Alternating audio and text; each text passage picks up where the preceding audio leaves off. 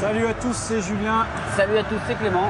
Donc on se retrouve sur PS3 sur PES 2009 en direct de la Game Convention 2008. Faut pas se tromper entre le 2009 et 2008. À la guiche, voilà, alors c'est PES 2009, mais on est bien en 2008. Voilà. Et d'ailleurs, ça se voit puisque, précisons-le tout de suite, ce jeu, on est pour l'instant qu'à 75% de finition, j'ai envie de dire. Exactement, 75% de finition, mais 75% bien réussi pour le moment. Très prometteur. Très prometteur. Donc on va commencer, pour ceux qui n'ont pas vu la vidéo sur Xbox 360, on va rentrer dans le sujet avec la première grosse évolution, c'est le système de contrôle des joueurs. Donc je m'explique, on s'est mis tous les deux en manuel, voilà. Et en fait, il faut sélectionner vraiment manuellement le joueur, c'est-à-dire que là je suis avec Ronaldinho, je vais faire une passe derrière, voilà. Et là j'ai pas sélectionné le joueur et c'est lui qui joue tout seul. Et je continue à jouer avec Ronaldinho, je peux faire un appel là. Bon, il m'a... Voilà. Alors c'est-à-dire que contrairement aux épisodes précédents où dès qu'on faisait une passe au joueur, on prenait le contrôle du joueur à qui on avait fait la passe, là il faut bien stipuler qu'on veut prendre ce joueur-là. Exactement. Donc là je joue avec le Brésil, il faut le préciser.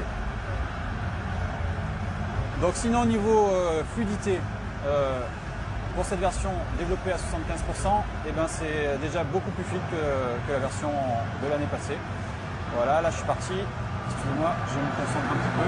Moi j'aurais un peu crié au secondaire dans le hors-jeu, mais bon. Non, il n'y a pas hors-jeu, on peut voir le ralenti si tu veux. D'ailleurs, le ralenti, en parlant de ralenti, l'année passée c'était un défaut aussi. Tous les ralentis étaient saccadés sur PS3, un petit peu moins sur Xbox, mais quand même un petit peu saccadé aussi.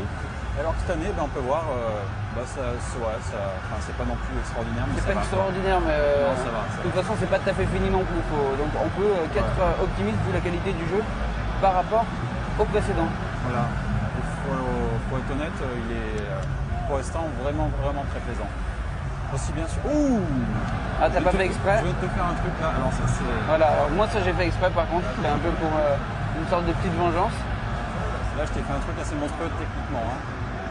J'espère que tu vas t'en remettre.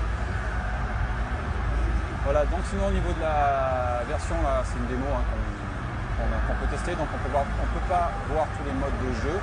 On sait qu'il y aura a priori une version devenir pro version sur PES, comme il y a sur FIFA. C'est-à-dire d'intégrer un joueur unique, le faire évoluer, etc. Mais ça, on ne peut pas le tester malheureusement. Alors la question que tout le monde se pose, je pense, Julien, c'est est-ce que ce mode automatique peut nous aider à défendre, à ton avis? Effectivement, je ne sais pas, on n'a pas encore eu l'occasion de tester ça. On peut tester si tu veux. Voilà, je vais prendre mon joueur là, hop, je vais laisser ma défense gérer. Oh, pareil, ouais. Donc là, Donc là, je vais laisser gérer ma défense, on va voir.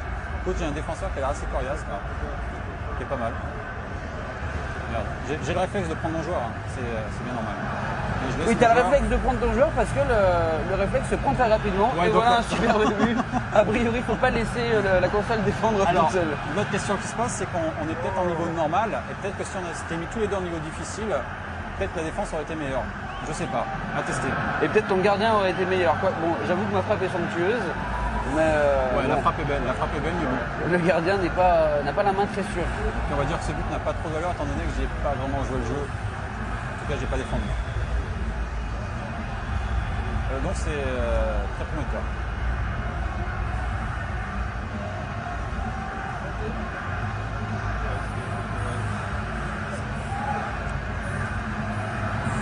Voilà, évidemment quand c'est moi qui défends c'est beaucoup mieux que la console, puis c'est plus spectaculaire également. Et effectivement. La question qui serait, la chose qui serait aussi intéressante de savoir, c'est si on peut totalement gérer par exemple les appels en profondeur. Par exemple, tu fais la passe à un joueur, tu le laisses jouer par la console. Ouais, on aimerait savoir ça. T'en démarques un autre. Pour l'instant, moi j'ai un petit peu tapoté sur tous les boutons. Bon, c'est écrit en allemand, donc difficile de voir le tuto. Hein. Et de toute façon, il n'y a pas de tuto.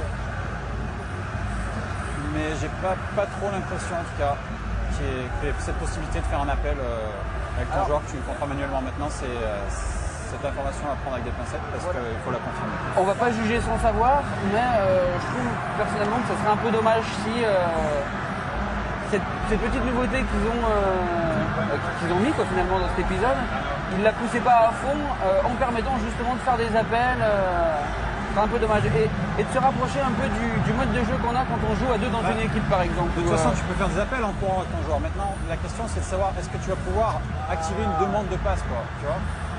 Dans FIFA, tu l'as dans le mode devenir pro, par exemple.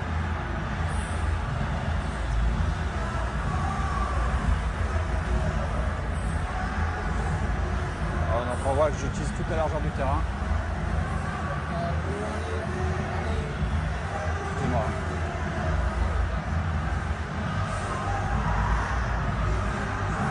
Tu utilises surtout ta moitié de terrain aussi, hein, ce qu'on remarque.